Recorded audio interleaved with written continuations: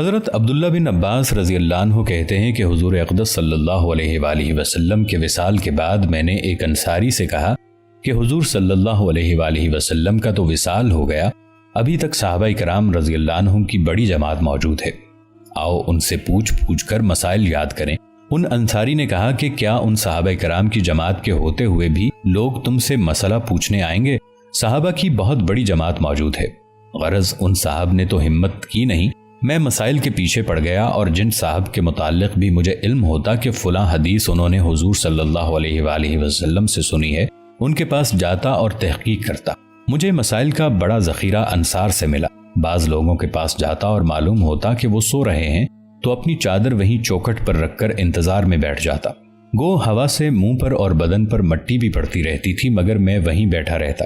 جب وہ اٹھتے تو جس بات کو معلوم کرنا تھا وہ دریافت کرتا۔ وہ حضرات کہتے بھی کہ تم نے حضور صلی اللہ علیہ وآلہ وسلم کے چچا زاد ہو کر کیوں تکلیف کی؟ مجھے بلا لیتے، مگر میں کہتا کہ میں علم حاصل کرنے والا ہوں، اس لیے میں ہی حاضر ہونے کا زیادہ مستحق تھا۔ بعض حضرات پوچھتے کہ تم کب سے بیٹھے ہو؟ میں کہتا بہت دیر سے۔ وہ کہتے کہ تم نے برا کیا، مجھے اطلاع کر دیتے۔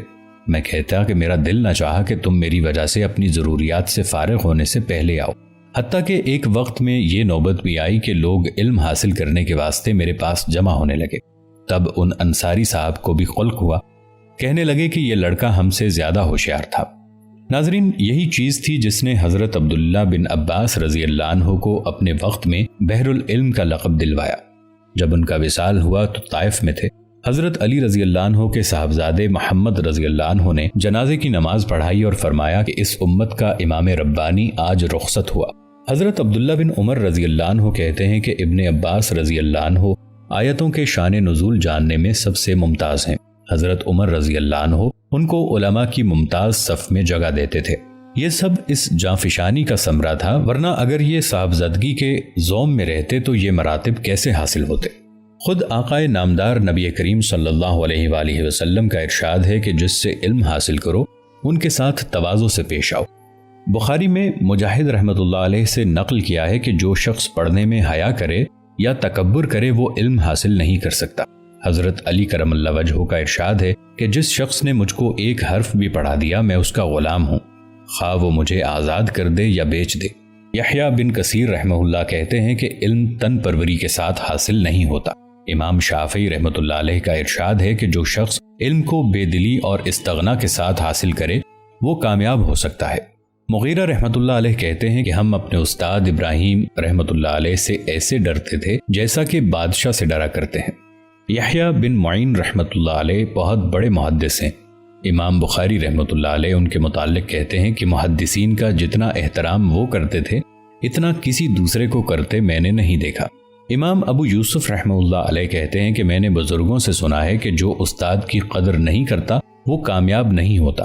اس قصے میں جہاں حضرت عبداللہ بن عباس رضی اللہ عنہ کے اساتذہ کے ساتھ تواضع اور انکساری معلوم ہوتی ہے، اس کے ساتھ ہی علم کا شغف اور اہتمام بھی معلوم ہوتا ہے کہ جس شخص کے پاس کسی حدیث کا ہونا معلوم ہوتا فوراً جاتے اس کو حاصل فرماتے، خواہ اس میں کتنی ہی مشقت اور محنت اور تکلیف اٹھانا پڑتی۔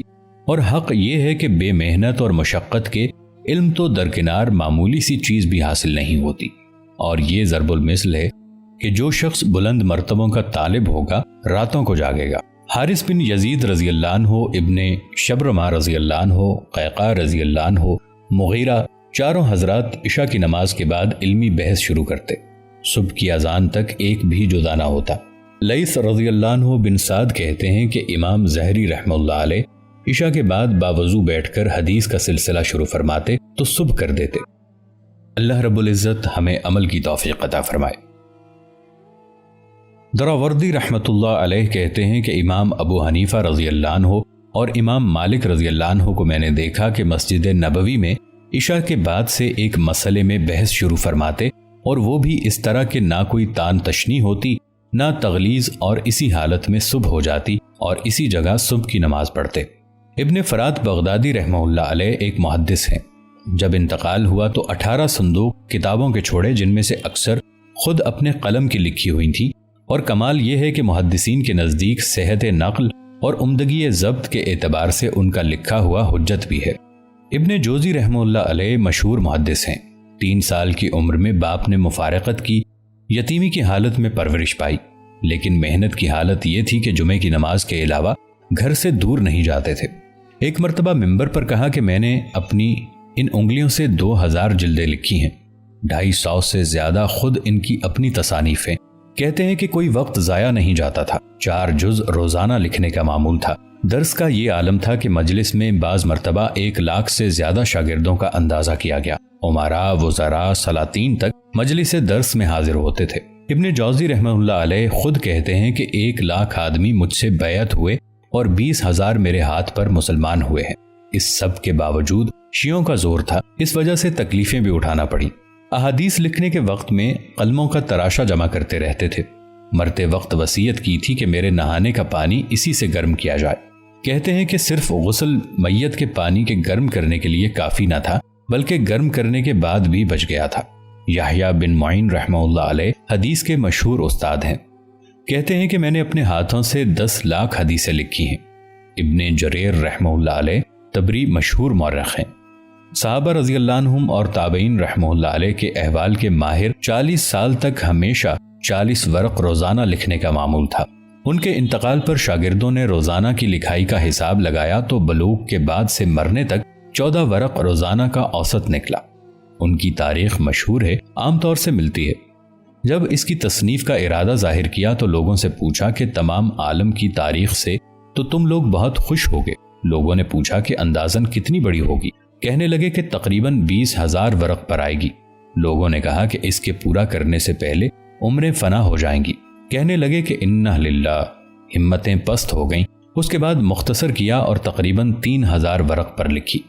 اسی طرح ان کی تفسیر کا بھی قصہ ہوا اور وہ بھی مشہور ہے اور عام طور سے ملتی ہے۔ دارقطنی رحمہ اللہ علیہ حدیث کے مشہور مصنف ہیں۔ حدیث حاصل کرنے کے لیے بغداد، بصرہ، کوفہ، واسط، مصر اور شام تک کا سفر کیا۔ ایک دفعہ استاد کی مجلس میں بیٹھے تھے، استاد پڑھا رہے تھے اور یہ کوئی کتاب نقل کر رہے تھے۔ ایک ساتھی نے اعتراض کیا کہ تم دوسری طرف متوجہ ہو۔ کہنے لگے کہ میری اور تمہاری توجہ میں فرق ہے، بتاؤ استاد نے اب تک کتنی حدیثیں سنائی؟ وہ سوچنے لگے۔ دارقطنی رحمہ اللہ علیہ نے کہا کہ شیخ نے 18 حدیثیں سنائی ہیں، پہلی یہ تھی، دوسری یہ تھی، اسی طرح ترتیب وار سب کی سب ما سند کے سنا دی۔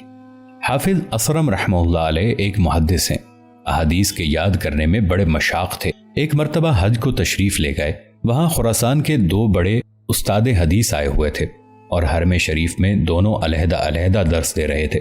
ہر ایک کے پاس پڑھنے والوں کا ایک بڑا مجمع موجود تھا۔ یہ دونوں کے درمیان بیٹھ گئے اور دونوں کی حدیثیں ایک ہی وقت میں لکھ ڈالیں۔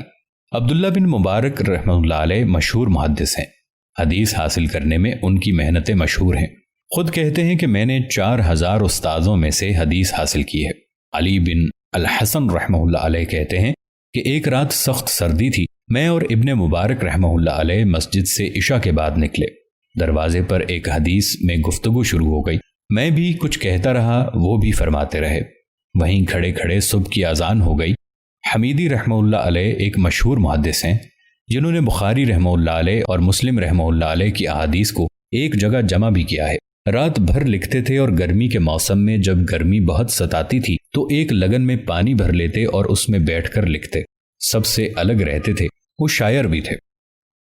اللہ رب العزت عمل کی توفیق عطا فرمائے۔ والسلام علیکم ورحمۃ اللہ وبرکاتہ۔